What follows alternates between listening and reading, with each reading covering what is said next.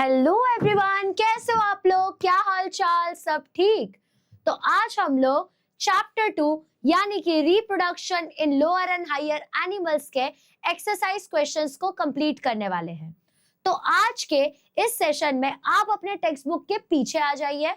हमने पूरा चैप्टर तो कंप्लीट कर लिया, चैप्टर का वन शॉट देख लिया, चैप्टर का रिवीजन कर लिया, चैप्टर के लाइव अटेंड कर लिए, but what about exercise questions? तो आज इस पूरे के पूरे वीडियो में हम सारे एक्सरसाइज क्वेश्चन को इतने अच्छे से समझेंगे सो दैट अगर इसमें से कोई भी क्वेश्चन एग्जाम में आपके सामने आ जाए तो you will be the one two answer this questions. तो लेट्स गेट स्टार्टेड। इस बढ़िया तरीके से तुमको सिखाऊंगी कि तुमको कोई भी डाउट नहीं रहेगा। तो शुरू करते हैं फटाफट से। अब यहाँ पे सबसे पहला क्वेश्चन है मल्टीपल चॉइस क्वेश्चन, मतलब आपको ऑप्शंस दिए हुए हैं और वहां पे से एक ऑप्शन करेक्ट आंसर को सेलेक्ट करना है। बेसिकली यहाँ पे पूछा गया है the number of nuclei present in a zygote is. एक जाइगोट में कितना न्यूक्लियाई प्रेजेंट है? तो जाइगोट जो है वो एक सेल की तरह है, तो एक सेल की तरह है, यानी कि उसके पास न्यूक्लियस भी कितना प्रेजेंट होगा? सिर्फ वन।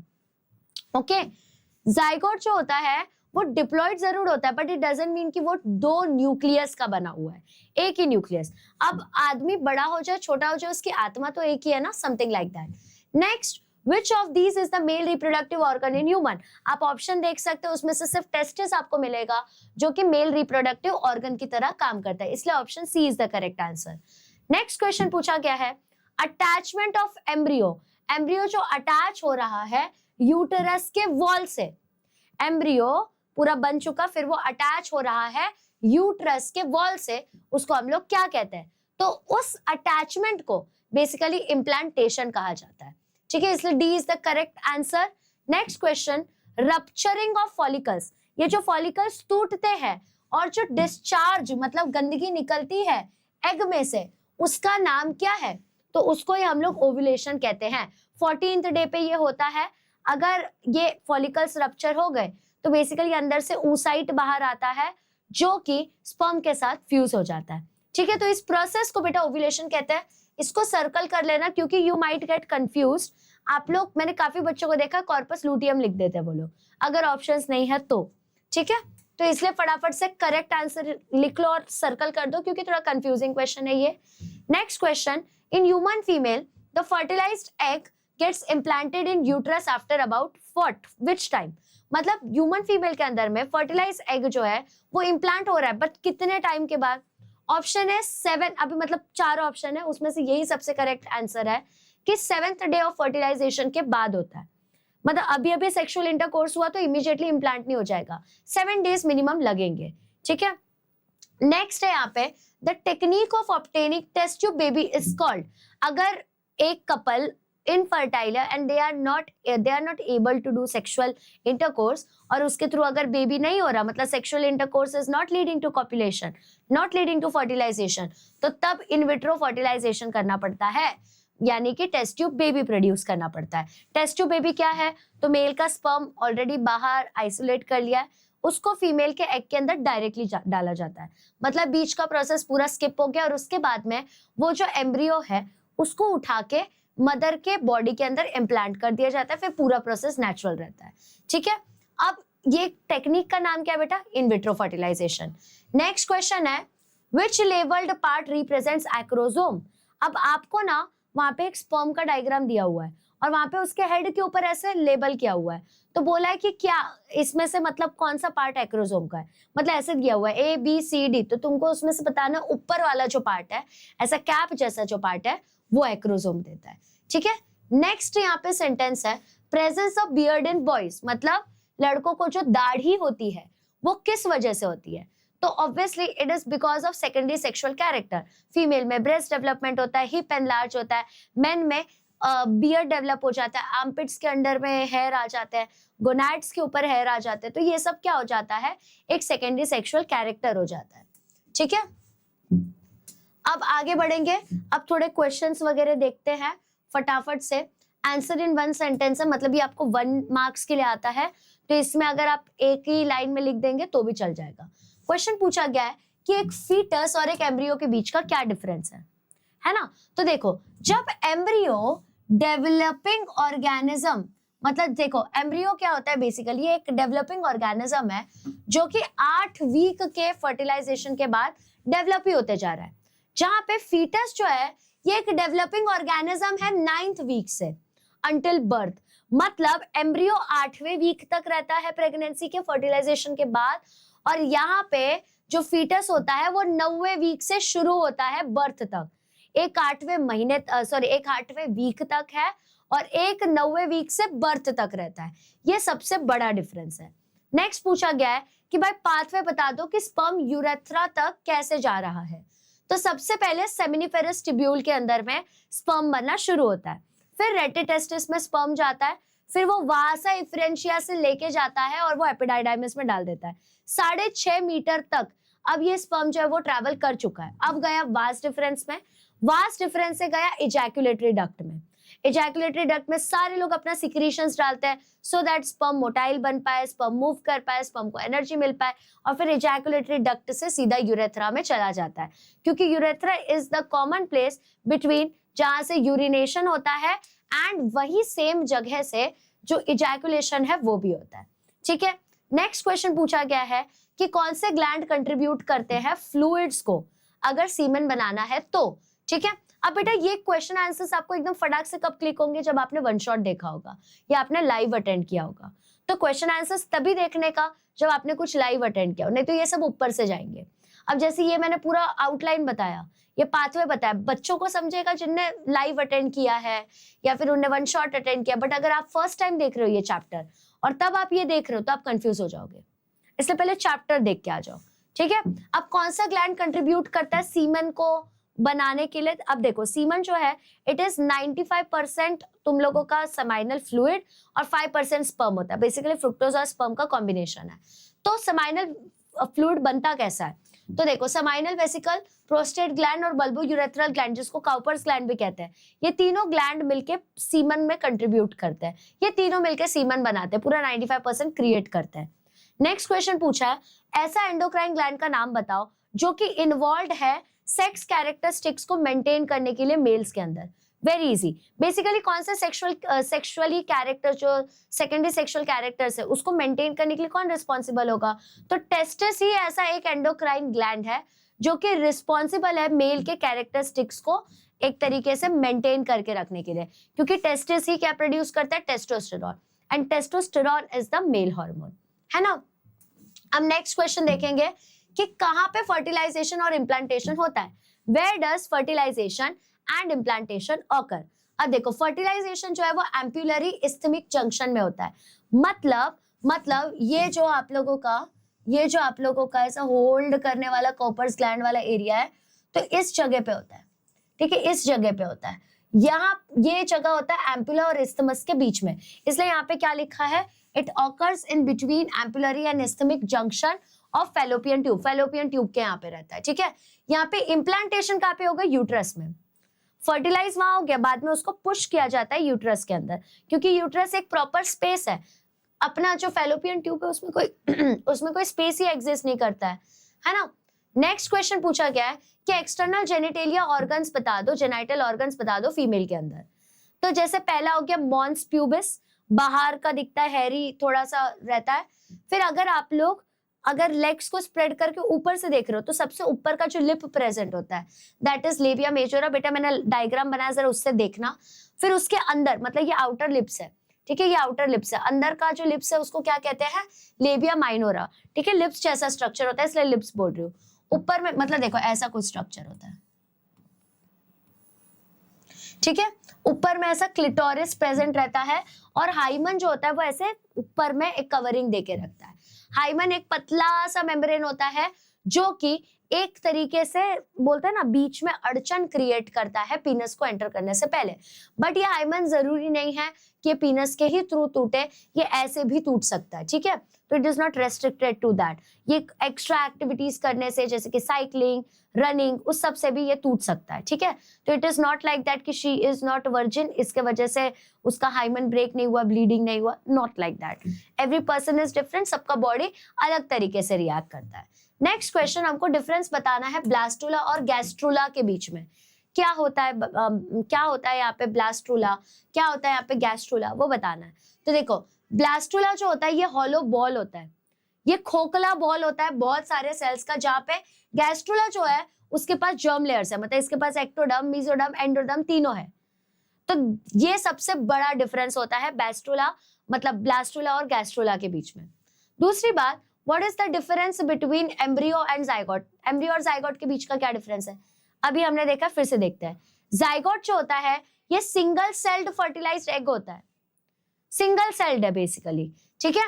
और वेरस एम्ब्रियो क्या होता है, ये मल्टी सेलुलर स्टेज पे आ चुका है, मतलब अब ये एक सेल नहीं रहा, ये मल्टीपल रिपीटेड सेल डिवीजन के बाद का सेल बन चुका है, समझा। तो जाइगोट जो है ये मल्टी सेलुलर स्टेज पे पहुंच चुका है। तो you can not compare both of them like that, ठीक है। अब कुछ फिलिंग द ब्लैंक्स वाले क्वेश्चंस थे, तो थोड़ा ध्यान दे दो, जो चीजें आपको बोल्ड में दिख रही है वो करेक्ट आंसर है। अब देखो, the primary sex organ in human male is, human male के अंदर प्राइमरी सेक्स ऑर्गन का नाम क्या है? तो उसको हम लोग टेस्टिस कहेंगे। तो बेटा आप अपने टेक्स्ट बुक के ऊपर लिख दो testis is the correct answer, आपको फटाक से पता चल जाएगा। Dash is also called the womb, कौन सी चीज को वुम्ब भी कहा जाता है? तो यूटेरस को वुम्ब भी कहा जाता है। Sperm fertilises ovum in the dash junction of Fallopian tube, तो स्पर्म ओवम को फर्टिलाइज करता है उसके एम्प्यूलरी इस्थमिक जंक्शन के अंदर, मतलब एम्प्यूला और इस्थमस के बीच वाले जगह पे, ठीक है।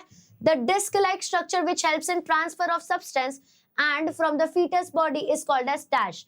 अब एक ऐसा डिस्क जैसा स्ट्रक्चर होता है जो कि मम्मी और बच्चे को एक कनेक्शन में रखता है, जो मम्मी खाती है, जो मम्मी पीती है, वो बच्चों को इवेंचुअली मिलता जाता है।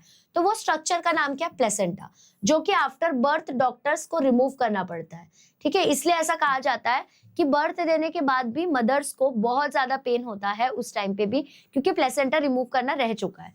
नेक्स्ट क्वेश्चन है, gonorrhoea is caused by which bacteria? तो गोनोरिया एक सेक्सुअली ट्रांसमिटेड डिजीज है, ये कॉज होता है बेटा नाइजेरिया गोनोरिया से, ठीक है। लास्ट क्वेश्चन है अपने फिलिंग द ब्लैंक्स का, the hormone produced by testis is what? ऐसा कौन सा हार्मोन है जो कि टेस्टिस के थ्रू प्रोड्यूस किया गया है? तो उसको हम लोग कहते हैं टेस्टोस्टेरोन, ठीक है। उस हार्मोन का नाम टेस्टोस्टेरोन है। अब बात करेंगे शॉर्ट आंसर क्वेश्चंस की। तो पहले बात ये करेंगे कि भाई हाइड्रा के अंदर बडिंग का मतलब क्या होता है? तो देखो सिंपल सा बात है, अगर ये मान लो ये हाइड्रा है, ठीक है, ये हाइड्रा है, तो अगर हाइड्रा को ग्रो कर रहा है तो उसको एक छोटा सा आउटग्रोथ लाना पड़ेगा, है ना। तो बडिंग बेसिकली एक असेक्सुअल मोड होता है रिप्रोडक्शन का। हाइड्रा के अंदर में एक छोटा सा आउटग्रोथ, एक छोटा सा बड जैसा स्ट्रक्चर आ जाता है, और वो बड इतना डेवलप हो जाता है, इतना डेवलप हो जाता है कि वो मदर के बॉडी से डिटैच होकर अपने इंडिविजुअल लाइफ जीने लगता है। एग्जैक्टली लाइक दैट बेटा, ज्यादा प्रिफर्ड ये होगा कि आप इसमें अपना डायग्राम भी डाल दो, बढ़िया हो जाएगा, ठीक है। नेक्स्ट आएगा explain different methods of reproduction occurring in sponges.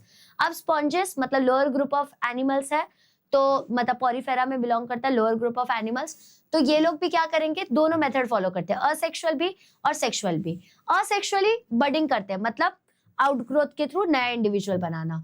Fragmentation भी करते हैं, मतलब इनके टुकड़े हो गए ना तो ये नया ऑर्गेनिज्म बना देंगे।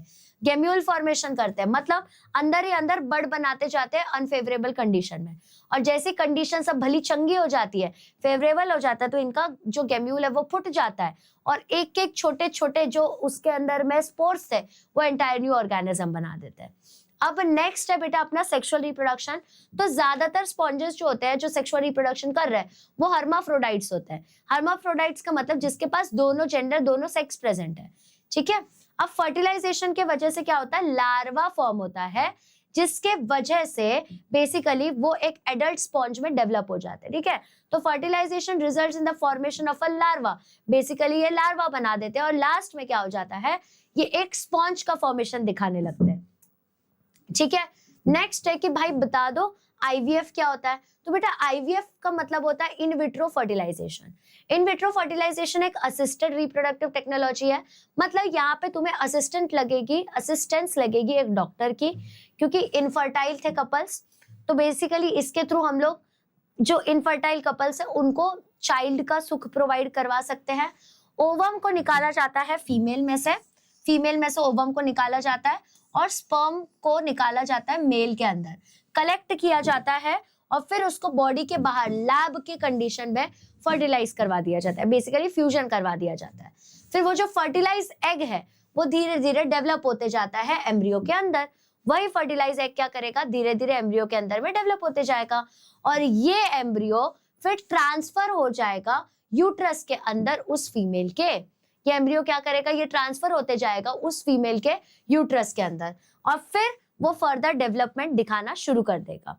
अब बेबीज प्रोड्यूस होते हैं बेटा इस टेक्निक के थ्रू, और इस टेक्निक को हम लोग बेटा क्या कहते हैं, तो हम लोग इसको कहते हैं टेस्ट ट्यूब बेबीज का टेक्निक।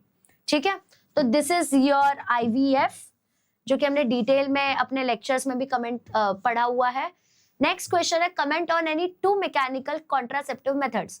तो दो ऐसे मैकेनिकल कॉन्ट्रासेप्टिव मेथड्स बताने हैं जो कि तुम लोग फिजिकली यूज कर पाओ। तो जैसे कॉन्डम, तो ये एक थिन रबर का शीट होता है, एक पतला सा ऐसा शीट होता है जो कि पीनस के ऊपर पहना जाता है इंटरकोर्स के टाइम पे, सेक्सुअल इंटरकोर्स के टाइम पे। इससे क्या होता है, अभी वो कवर्ड है, ठीक है, अब वो कवर्ड है तो ऑब्वियसली जो इजैकुलेशन है वो बाहर आ भी जाएगा।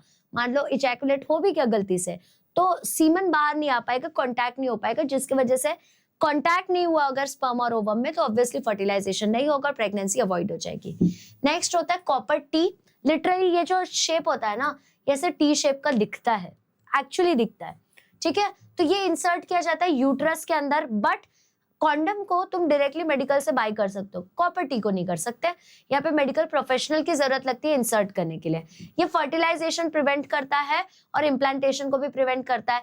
क्यों? क्योंकि इसके अंदर उस तरीके के हार्मोन्स प्रेजेंट है। ये बहुत इफेक्टिव लॉन्ग कॉन्ट्रासेप्टिव मेथड है, जब तक रखा हुआ है तब तक ये चलेगा, उसके बाद में रिप्लेस भी करना पड़ता है टाइम बाय टाइम, ठीक है। अब नेक्स्ट क्वेश्चन बोला है ट्यूबेक्टोमी के बारे में बता दो। ट्यूब, अपने पास ट्यूब होता है फीमेल के अंदर, क्या होता है, फैलोपियन ट्यूब। तो ये एक ऐसा परमानेंट सर्जिकल मेथड है जिसमें ट्यूब के ऊपर कट कर दिया जाता है। तो it is a permanent method of contraception in female.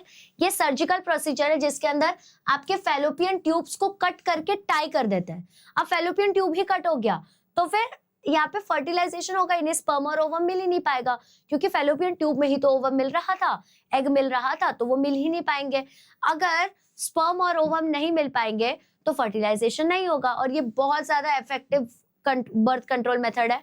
आपने सुना होगा ऑपरेशन करा लिया क्या, 2 बच्चे हो गए, ऑपरेशन करा लिया क्या, तो यही ऑपरेशन किया जाता है, ट्यूबेक्टोमी या तो वेसेक्टोमी, ऐसे टाइप का ऑपरेशन कराया जाता है, ठीक है। फिर उसके बाद में आपको पूछा गया है give the name of causative organism, causative आएगा, कैजुअल नहीं आएगा, causative organism of syphilis and right on it's symptoms. तो कौन से ऑर्गेनिज्म है, तो देखो ट्रेपोनेमा पैलिडियम, ये एक बैक्टीरिया है। अगर सिफिलिस हो गया तो ये पेनलेस, पहले तो थोड़ा सा सूज जाएगा, जो जेनाइटल ऑर्गन से वैसे सूजा सूजा लगेगा, स्किन पे बहुत रैश फील होने लगेगा, फीवर आ जाएगा, सर दुखने लगेगा और लिम्फ नोड जो है वो ऐसे सूज जाएंगे, ठीक है। और अगर ट्रीट नहीं किया इसको प्रॉपरली तो ये नर्वस सिस्टम को या आप लोगों का कार्डियोवैस्कुलर सिस्टम को, दोनों को अफेक्ट कर सकता है। तो इससे थोड़ा सा बच के रहना बहुत ज्यादा जरूरी है, सेक्सुअली ट्रांसमिटेड डिजीज है ये। नेक्स्ट क्वेश्चन है व्हाट इज कोलोस्ट्रम। अब कोलोस्ट्रम मतलब जो, देखो अभी मम्मी ने बर्थ दे दिया, बर्थ देने के बाद में उनका मेमोरी ग्लैंड जो है वो एक तरीके से एक्टिवेट हो जाता है। तो अब ना येलोइश टाइप का फर्स्ट मिल्क निकलता है, और वो मिल्क जो होता है ना बहुत एंटीबॉडी से भरा हुआ होता है। मदर के बॉडी से बने हुए एंटीबॉडीज डायरेक्टली बच्चे के पास चले जाते हैं, जिसकी वजह से वो काफी ज्यादा बीमारियों से बच पाता है। तो ये बेटा ये इमीडिएटली आफ्टर चाइल्ड बर्थ तुम लोगों को देखने को मिलेगा, ठीक है। मदर उसको बच्चे को पिला देती है, इसके अंदर बहुत सारा प्रोटीन, बहुत सारे एंटीबॉडीज प्रेजेंट होता है। ये प्रोवाइड करता है पैसिव इम्यूनिटी। पैसिव इम्यूनिटी मतलब जो बाहर से मिला, खुद से प्रोड्यूस नहीं किया है। किसको मिलता है, तो न्यूबॉर्न बेबी को मिलता है, और ये बेबी को इन्फेक्शन से, बीमारियों से दूर रखने का काम करता है, ठीक है। अब नेक्स्ट बोला गया है कि भाई फेजेस बता दो मेंस्ट्रुअल साइकिल के, और कौन से हार्मोनल कंट्रोल है वो, ठीक है। तो मेंस्ट्रुअल साइकिल देखो सीरीज ऑफ चेंजेस है, 4 फेजेस होता है। मेंस्ट्रुअल फेज होता है आपका, फॉलिकुलर फेज होता है आप लोगों का, सेक्रेटरी फेज होता है आप लोगों का, ओव्यूलेशन फेज होता है आप लोगों का। तो मेंस्ट्रुअल फेज पहले डे 1 to 5, मतलब इसमें पीरियड्स होने वाले हैं। तो एंडोमेट्रियम टूट गया ना, अंदर का जो लेयर था वो टूट गया, इसके वजह से ब्लीडिंग होने लगी है, ठीक है। इसके वजह से ब्लड और म्यूकस साथ में बाहर आ रहा है और ब्लीडिंग हो जाती है। मेंस्ट्रुएशन जो है वो कम से कम 3 से 5 दिन के लिए चलता ही रहता है, चलता ही रहता है, चलता ही रहता है। और यहाँ पे ब्लीडिंग क्यों हो रही है? क्योंकि जो प्रेगनेंसी हार्मोन है जैसे कि ईस्ट्रोजन हो गया, प्रोजेस्टेरॉन हो गया, ये कम हो गया था, ये डिक्रीज हो गया था, इसके वजह से होता है। अब फॉलिकुलर या प्रोलिफरेटिव फेज के बारे में बात करूं तो आप इसको डे 6 to 13 में देखोगे। यहाँ पे जो आपका फॉलिकल स्टिमुलेटिंग हार्मोन है वो सिक्रीट करता है पिट्यूटरी ग्लैंड सिक्रीट करता है फॉलिकल स्टिमुलेटिंग हार्मोन। नाम ही है उसका फॉलिकल स्टिमुलेटिंग हार्मोन, मतलब ये फॉलिकल्स को स्टिमुलेट करेगा कि अब तेरा टाइम आ चुका है, काम कर। ठीक है, और उसके वजह से क्या होगा, ओवरीज में जो फॉलिकल्स है ना वो ग्रो करना स्टार्ट कर देंगे। फिर डेवलपिंग फॉलिकल्स क्या करेंगे, ईस्ट्रोजन को सिक्रीट करेंगे, ईस्ट्रोजन धीरे धीरे निकलना शुरू हो जाएगा। अब एंडोमेट्रियम जो है वो रीजनरेट होगा, फिर से बनेगा और थिक होने लगेगा। अब एंडोमेट्रियम रीजनरेट क्यों हो रहा है, क्योंकि उसको लग रहा है कि 14th डे पे ओव्यूलेशन के टाइम पे शायद इस बार स्पर्म आएगा, तो मैं होने वाले बच्चे के लिए एक झूला तैयार कर रही हूँ। वैसी ममता है उसके अंदर बहुत। फिर ओव्यूलेटरी फेज आता है, यानी कि 14वें दिन पे क्या होता है, ओव्यूलेशन होता है। मतलब यहाँ पे ल्यूटिनाइजिंग हार्मोन जो है वो इतना ज्यादा इंक्रीज हो गया जिसकी वजह से ओव्यूलेशन होता है। ठीक है, अब मैच्योर ग्राफियन फॉलिकल जो है वो फुट जाता है, वो रप्चर करता है और वो ओवम को रिलीज कर देता है। अब लास्ट में अपना लूटियल यानी कि सिक्रेटरी फेज, ये डे 15 से डे 28 में देखने को मिलेगा। कॉर्पस लूटियम डेवलप करता है रप्चर्ड फॉलिकल में से, टूटे हुए फॉलिकल में से। और कॉर्पस लूटियम को अगर तुम उसको सस्टेन नहीं कर पाए, उसको नहीं रोक पाए प्रेगनेंसी हार्मोन्स के हेल्प से, तो तब क्या होगा, कॉर्पस लूटियम कॉर्पस एल्बिकेंस में कन्वर्ट हो जाएगा और फिर ब्लीडिंग फिर से स्टार्ट हो जाएगी। तो basically it is a cycle which keeps on repeating and repeating. बेटा लाइव लेक्चर में एंड रिकॉर्डेड में मैंने एक मस्त वाला ग्राफ बनवाया है बच्चों से, बढ़िया ग्राफ है। ये जो लिखा है ना हमने वो बेटर वे में समझ जाएगा। बेटा अगर ये 3 मार्क्स के लिए या 4 मार्क्स के लिए आ गया तो आप ग्राफ भी बना देना, ठीक है? तो आपका 1 मार्क भी कोई काट ही नहीं पाएगा, इतना याद रखना। अब हम हार्मोनल कंट्रोल का बात करेंगे, तो देखो क्या क्या हार्मोन्स क्या क्या चीजें कंट्रोल कर रहे हैं वो बता रही हूँ। तो यहाँ जो FSH है, मतलब जो फॉलिकल स्टिमुलेटिंग हार्मोन है, वो फॉलिकल्स के ग्रोथ को स्टिमुलेट करने का काम करता है। ठीक है, जो ल्यूटिनाइजिंग हार्मोन है वो ओव्यूलेशन को कॉज करता है, ओव्यूलेशन लेके आता है। ठीक है, ईस्ट्रोजन क्या करता है, ये रिपेयर करता है और थिक बना देता है एंडोमेट्रियम को। प्रोजेस्टेरॉन जो है वो एंडोमेट्रियम को इम्प्लांटेशन के लिए मेंटेन करके रखता है कि भाई आगे चल के इम्प्लांटेशन होगा, तो भाई वो प्रोजेस्टेरॉन के ही वजह से होता है, इससे थिक होते जाता है वो। अब नेक्स्ट बोला गया है कि भाई पार्चुरेशन के स्टेप बता दो। पार्चुरेशन मतलब भी बेबी की डिलीवरी होने वाली, चाइल्ड बर्थ। तो सबसे पहला स्टेप होता है इनिशिएशन ऑफ लेबर, मतलब पूरा डेवलप फीटस जो है वो सिग्नल भेज देता है मदर के बॉडी को। ऑक्सीटोसिन जो है वो सिक्रेट होना शुरू हो जाता है। ऑक्सीटोसिन सिक्रेट हो रहा मतलब अब लेबर पेन होना शुरू होगा। यूट्रस कॉन्ट्रैक्ट करेंगे, मतलब ऐसे स्क्वीज होंगे। अब मान लो आपको टूथपेस्ट बाहर निकालना, तो आप क्या करते हो, टूथपेस्ट को स्क्वीज करते हो, उससे टूथपेस्ट बाहर आ जाता है। एग्जैक्टली लाइक दैट आपको पार्चुरेशन में क्या करना है, यूट्रस जो होता है वो अपने आप स्क्वीज होने लगता है, कॉन्ट्रैक्ट होने लगता है। मतलब ऑक्सीटोसिन की वजह से बहुत ज्यादा रिदमिक, एक रिदम में कॉन्ट्रैक्शन होता है। और यहाँ पे सर्विक्स जो है वो धीरे धीरे फैलता जाता है, सर्विक्स धीरे धीरे डायलेट होता जाता है। ठीक है, अब इसके बाद जो तुम्हारा फीटस है वो बाहर आने वाला है, एक्सपल, मतलब जैसे कैसे फेंकते हैं ना अपन, वैसे बाहर आने वाला है। इतना स्ट्रॉन्ग कॉन्ट्रैक्शन होता है कि बेबी जो है वो बाहर पुश हो जाता है और बेबी डिलीवर हो जाता है मदर के बॉडी से सीधा बाहर। अब यहाँ पे प्लेसेंटा को भी बाहर निकालना है, क्योंकि भाई वो भी तो है। तो प्लेसेंटा और फीटल मेम्ब्रेन, मतलब फीटस के जो भी थोड़े थोड़े मेम्ब्रेन्स थे वो बर्थ के बाद एक्सपेल हो जाते हैं। अगर नहीं हुआ तो लिटरली ऐसा हाथ डाल के निकालना पड़ता है। इस स्टेज को आफ्टर बर्थ स्टेज कहते हैं। हार्मोन्स कौन से इन्वॉल्व थे पूरे चाइल्ड बर्थ के प्रोसेस में, यानी कि पार्चुरेशन में? तो ऑक्सीटोसिन, रिलैक्सिन एंड प्रोस्टाग्लैंडिन, ये 3 प्रोसेसेस इंक्लूडेड थे। ठीक है, नेक्स्ट है कि आपको हिस्टोलॉजिकल स्ट्रक्चर बताना है टेस्टिस का, कि क्या क्या चीजें उसके अंदर एग्जिस्ट करती है। अपन ने डायग्राम बनाया हुआ था, please go and check it out.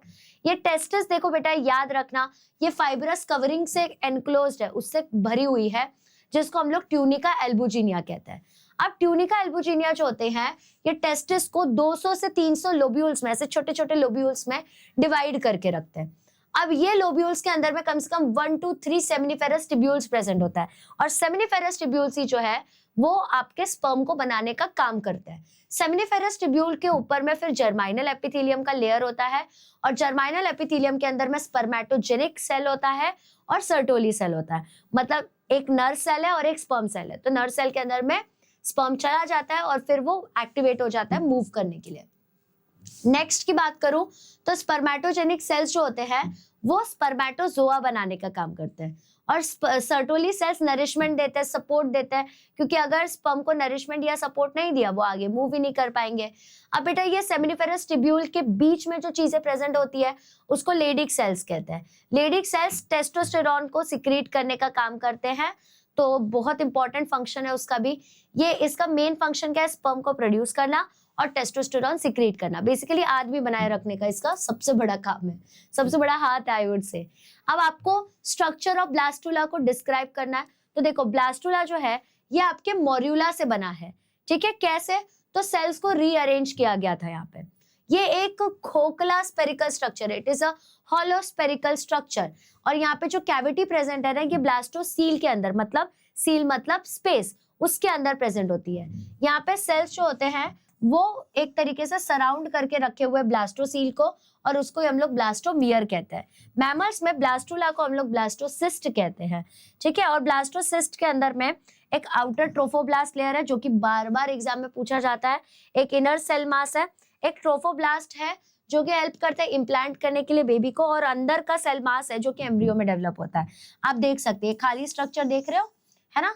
फिर उसके बाद में ये बाहर का स्ट्रक्चर ट्रोफोब्लास्ट, और ये वाला जो है ये वाला बीच का, इसको इनर सेल मास कहते हैं, ठीक है। अब आगे बात करेंगे कि हिस्टोलॉजिकल स्ट्रक्चर क्या है ओवरी का ह्यूमंस के अंदर। तो ओवरी बेटा कवर्ड है एक्सटर्नली बाय जर्माइनल एपिथेलियम, मतलब बाहर से जर्माइनल एपिथेलियम से कवर्ड है। अब मैं बाहर के आउटर कॉर्टेक्स की बात करूंगी। ये देखो ये तुम्हारा ओवरी है और ये आउटर कॉर्टेक्स है, ठीक है। तो ये जो आउटर कॉर्टेक्स है ना इसके अंदर में आपके ओवेरियन फॉलिकल्स प्रेजेंट होते हैं अलग अलग स्टेजेस पे, ठीक है। फॉलिकल्स के अंदर में डेवलपिंग ओवा होता है। अब क्या क्या फॉलिकल्स प्रेजेंट है, एक होता है प्राइमरी फॉलिकल, फिर होता है secondary follicle, mature Graafian follicle, और मैच्योर ग्राफियन फॉलिकल जो है वो बाद में कॉर्पस लुटियम में कन्वर्ट हो जाता है, ठीक है। उसके बाद में हम इनर मेड्यूला का अंदर की बात करेंगे, सॉरी वो जो मैंने लाइन बनाया था दैट इज मेड्यूला, और अंदर वाला जो है वो आप लोगों को कहने, हाँ उसको हम लोग कॉर्टेक्स बोलेंगे, कॉर्टेक्स एंड मेड्यूला, ओके। अब यहाँ पे देखो इसके अंदर में बहुत सारे ब्लड वेसल्स प्रेजेंट है, इसके अंदर नर्व्स प्रेजेंट है, कनेक्टिव टिश्यूज प्रेजेंट है, और इसका बेसिक फंक्शन क्या है, ये एग प्रोड्यूस करने का काम करता है। ये ईस्ट्रोजन और प्रोजेस्टेरोन यानी कि प्रेगनेंसी हार्मोन्स को सिक्रीट करने का काम करता है, ठीक है। अब नेक्स्ट बात करूं तो बता दो भाई कौन से मेथड्स है बर्थ कंट्रोल के जो कि प्रेगनेंसी को अवॉइड करवाते हैं, है ना। तो देखो बर्थ कंट्रोल मेथड्स की बात करूं तो सबसे पहला हो गया नेचुरल मेथड। नेचुरल मेथड में क्या आ जाएगा, पीरियोडिक एब्स्टिनेंस, मतलब जब पीरियड्स जो है वो नहीं है उस टाइम पे अगर सेक्सुअल इंटरकोर्स किया तो भाई उस टाइम पे बेबी नहीं होने वाला है, ऐसा लगता था, बट नेचुरल मेथड है।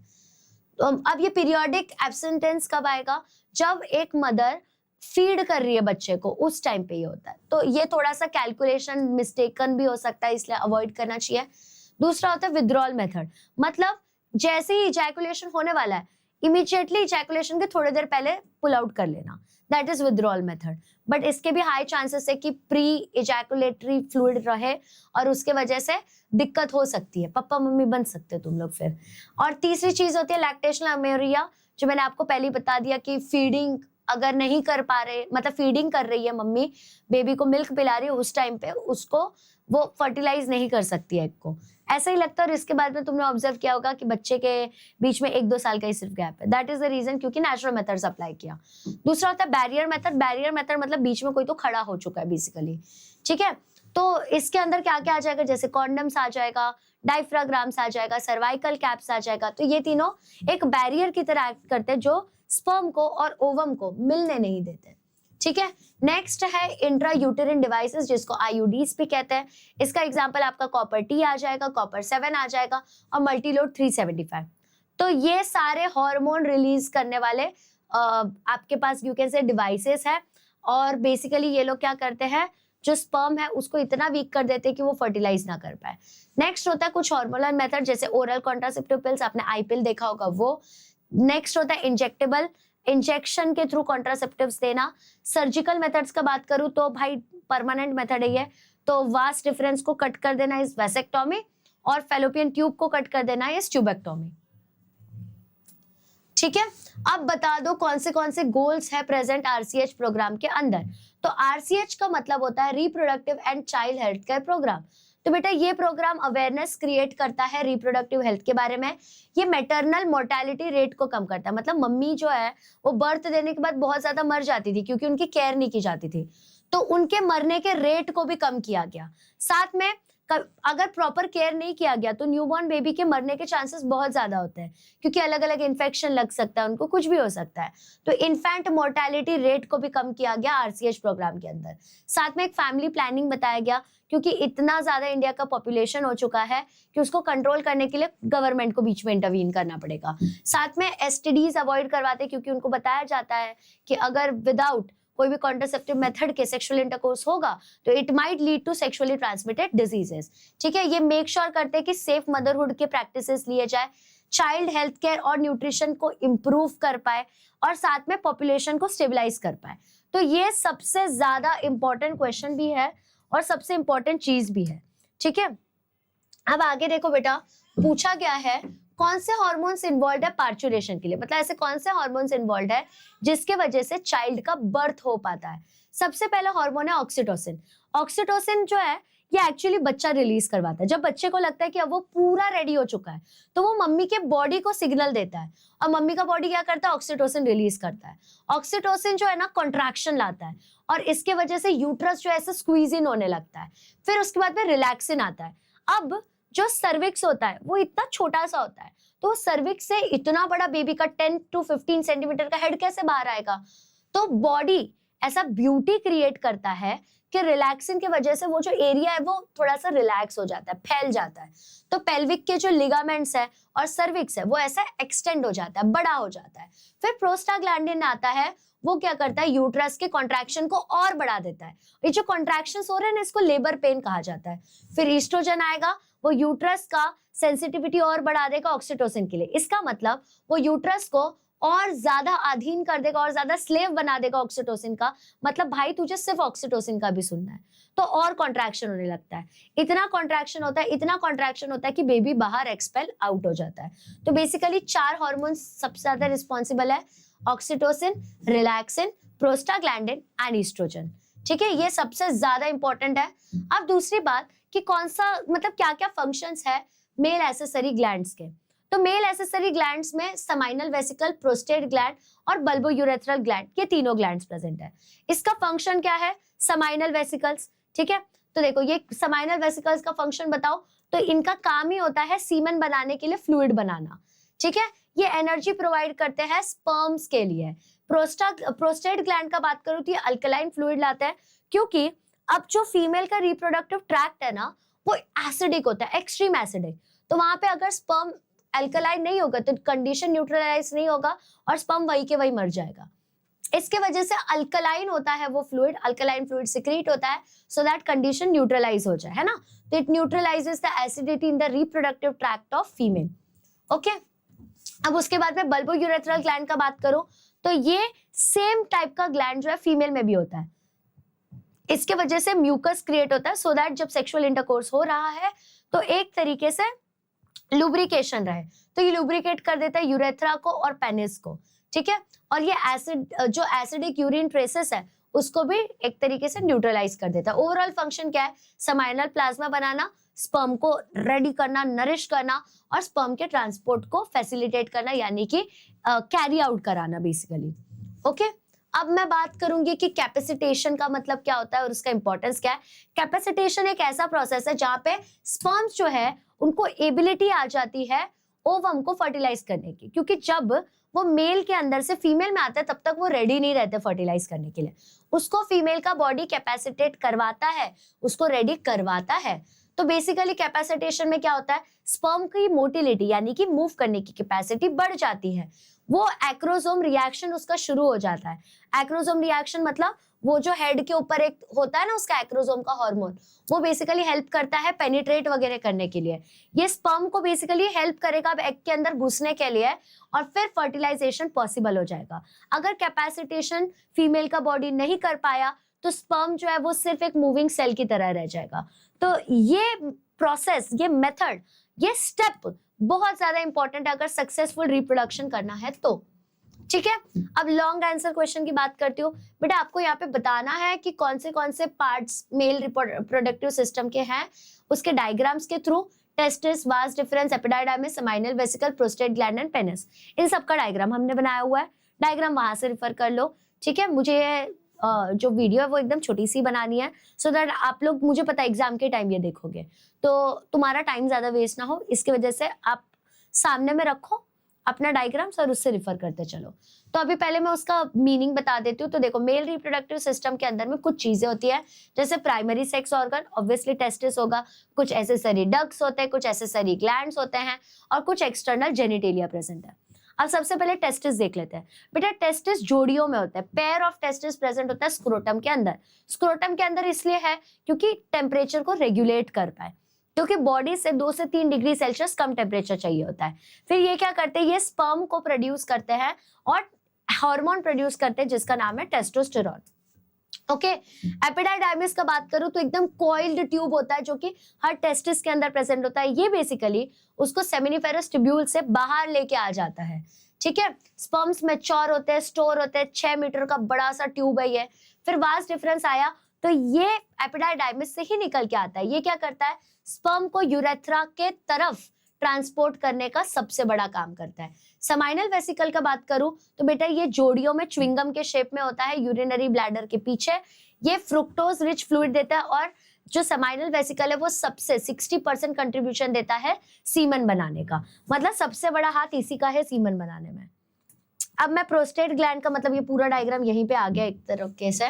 प्रोस्टेट ग्लैंड का बात करूं तो प्रोस्टेट ग्लैंड पीछे में होता है यूरिनरी ब्लैडर के, ऐसे में पीछे में होता है। ठीक है, अब प्रोस्टेट ग्लैंड जो है वो अल्कलाइन फ्लूइड को सिक्रेट करता है, सो दैट स्पर्म जो है वो ज्यादा क्विकली मूव कर पाए, और वहां पे एसिडिटी, जो फीमेल के रिप्रोडक्टिव ट्रैक्ट में एसिडिक नेचर है, वो थोड़ा सा एक तरीके से न्यूट्रलाइज हो पाए।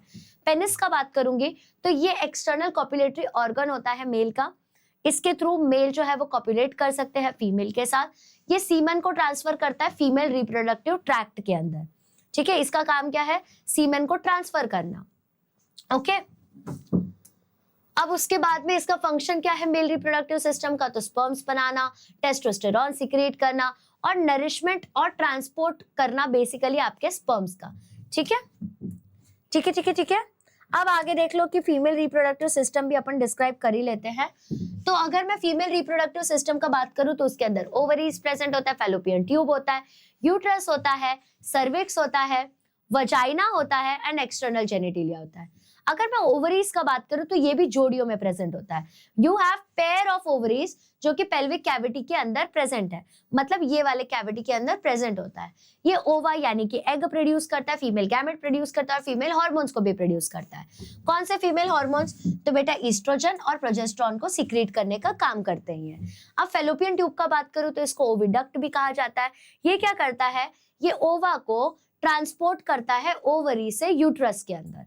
ओके, फर्टिलाइजेशन यूजुअली कैसे होता है बेटा, तो एम्पुलरी इस्थमस जंक्शन में, मतलब एम्पुला और इस्थमस के बीच वाले एरिया में जहां पे वो दोनों कनेक्ट हो रहे हैं, एग्जैक्टली वहां पे फर्टिलाइजेशन होने वाला है।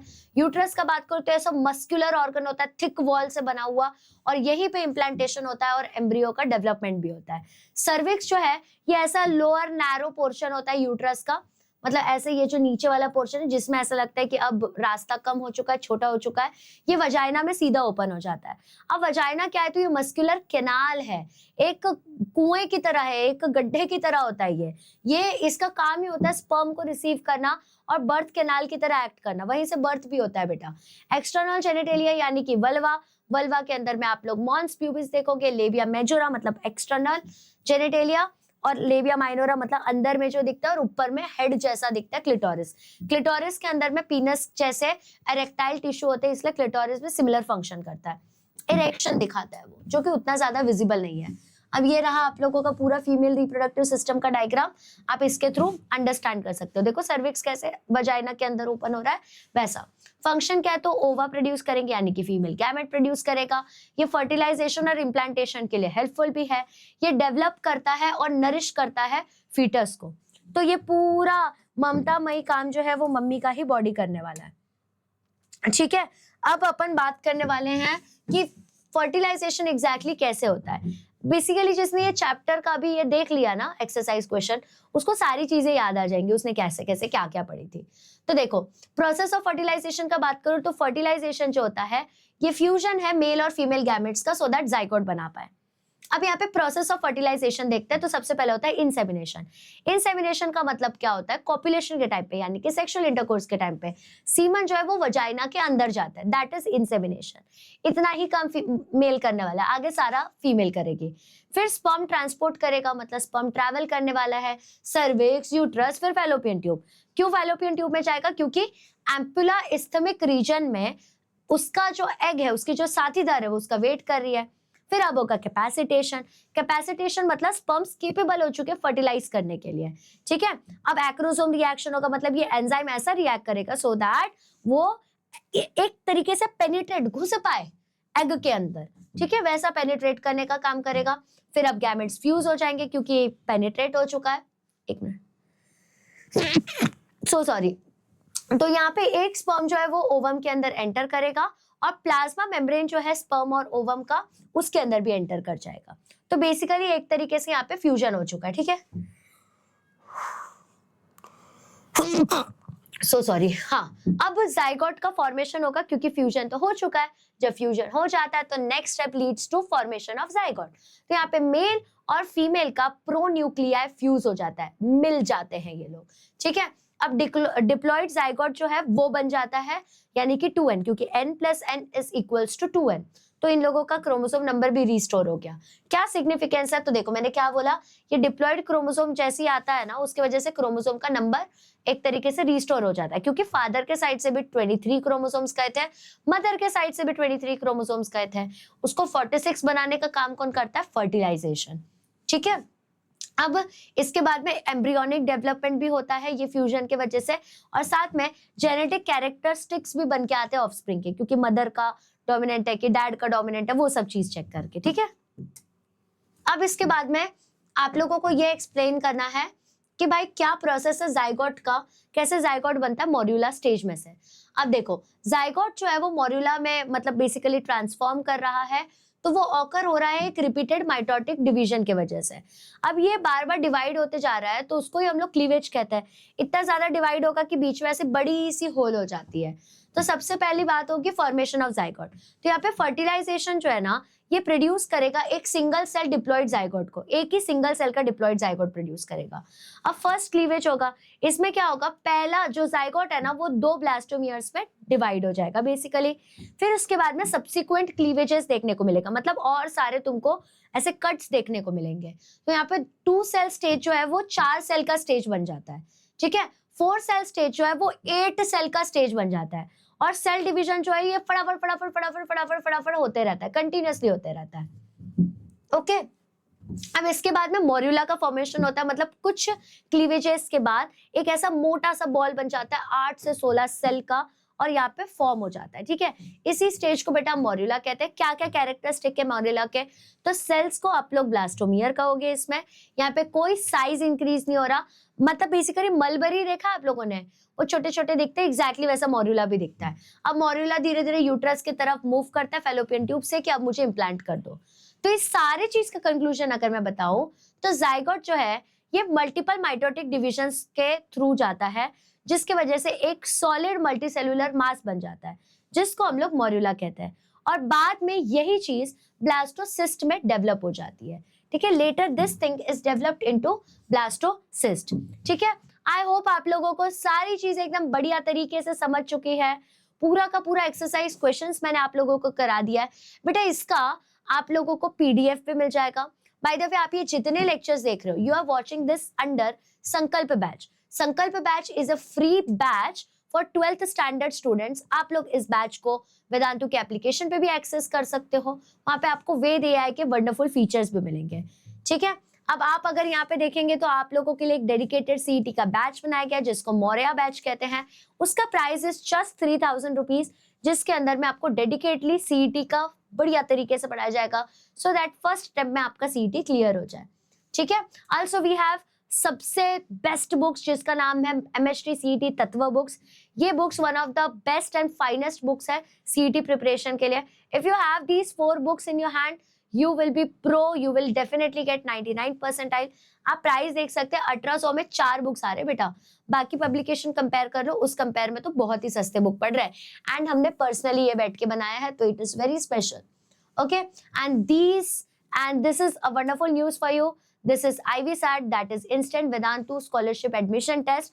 बेटा ये जो टेस्ट है, अगर आप ये टेस्ट क्लियर कर लोगे तो आपको 90% स्कॉलरशिप मिल सकता है। मतलब अगर 100 रुपए का कोर्स है तो आपको 10 रुपए में मिल जाएगा, 90% ऑफ हो जाएगा सीधे। तो वेट मत करो, फटाफट से जाके डिस्क्रिप्शन में लिंक है, go and check it out.